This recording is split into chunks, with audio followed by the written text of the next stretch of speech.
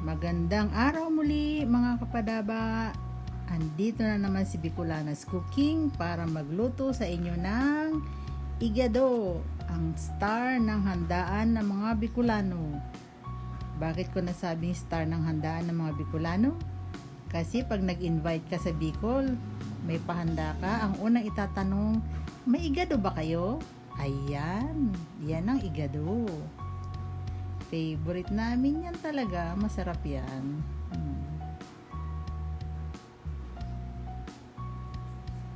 Umpisahan natin sa pagbababad ng pork. Lagyan natin ng paminta para masarap. Bago natin sa isang kutsa, marinate muna natin. Marinate natin yan mga at least 30 minutes bago tayo magsimulang magluto. Yan. Paminta at toyo lang mga padaba. Okay na yan. Set aside natin. Tapos, ito ding atay. Parehas lang. Paminta at toyo lang din. Para mamaya, stir fry natin siya para hindi ma-overcook. Ayan. Lagyan natin ng toyo. Konting himas-himas dyan. Oh. Tapos, ito na tayo. Mag-umpisa na tayo mag-isa. Maluto na natin ang ating igado.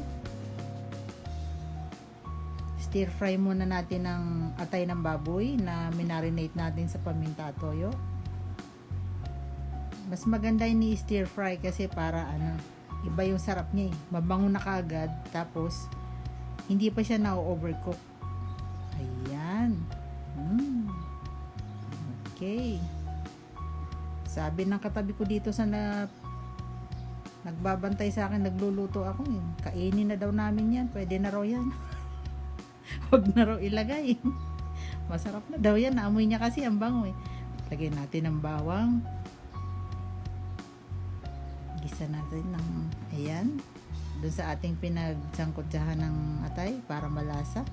Lagyan natin ng sibuyas. Halong konti para lagyan natin ng asin. Para may lasa na kagad siya. Masarap na siya. Lagyan na natin ng baboy. Sangkot siya natin. Lagyan natin lahat yan. Okay, halu-haluin. Hanggang sa medyo mag-pale yung karne na medyo luto-luto. Lagyan natin ng dahon ng laurel. Kasi parang authentic yung amoy ng igado natin. May laurel dapat. Huwag natin kalimutan lagyan ng laurel. Yun talaga ang isang sarap ng igado eh. Nanggagaling din sa aroma ng dahon ng laurel. Nagdagdag ako ng konti pang paminta para ma-enhance lalo yung amoy niya. Kasi alam mo minsan sa pagkain, pag mabango pagkain, ang sarap din ng lasa eh. Oh, diba? Magkasama yun eh. Yung aroma tsaka yung taste. Oh, naka-English na naman tayo uli mga padaba. O, diba? O, yan. Ang ganda. Lagyan natin ng tubig. Mainit na para diretso ng pakulo natin.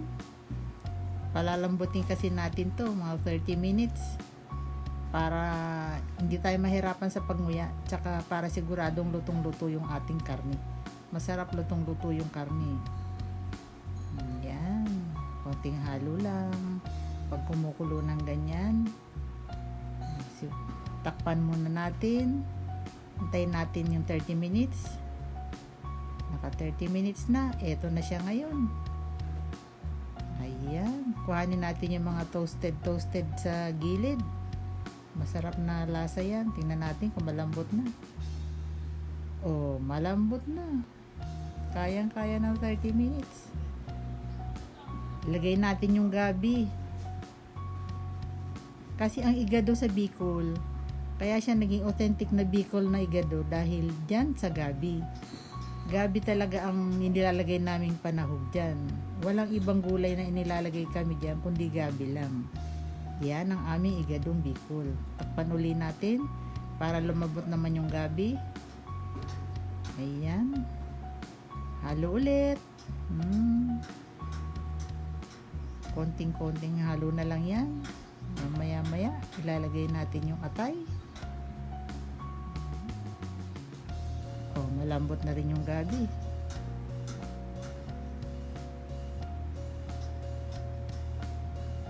Lagay na natin yung atay para magsama na sila ng lasa, para makumpleto na yung ating igado. Mamaya lalagyan natin yan ng pampabango. Hulaan yung mga padaba kung ano yung ating pampabango. At yun talagang magbibigay ng, pag sa Bicol, pag naamoy mo yan, igado yan. Lagyan natin ng konting sabaw para, kasi lalapot pa yan eh. Yung gabi kasi yan ang magsisilbing ano dyan eh, pampalapot. Hindi tayo maglalagay ng kahit na anong pampalapot. Sa gabi lang manggagaling yun. Yan. Dagdag tayo ng toyo para konting asin din para sakto ang sarap. Yan. Tikman uli natin. Lagi natin titikman para sakto lasa. Eto. Yan ang magdadagdag din ng ibang sarap diyan. Suka, lalagyan natin na suka. Yung bang may alat ng konti, tapos may asim ng konti na hindi mo maintindihan. 'Di ba pag di mo maintindihan ng pagkain, masarap? Paano naging masarap? Di mo nga maintindihan. Yun eh. Oh, 'di ba? Kaya hindi mo makalimutan kasi hindi mo maintindihan, pero masarap. Bakit ganun? Nagdagdag ako ng asin kasi naglagay tayo ng suka. Eto, sinasabi ko sa inyo mga padaba, sili na hiniwa ng diagonal, tinanggalan ng buto. Yan. Iyan yan. Ang bango-bango niyan talaga. Ang sarap. Subukan yung lutuin mga padaba. Baka sabihin nyo kasi, binobola naman kami ni Bicolanas Cooking. Hindi po. Totoo po. Masarap po talaga.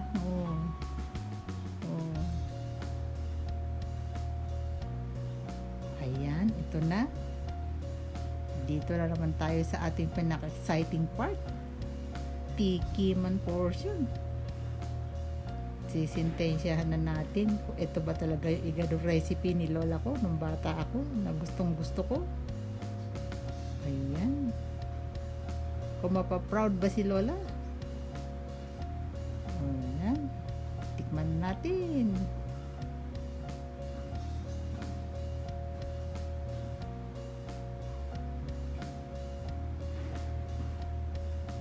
Unang subo para sa inyo mga padaba. Kain tayo.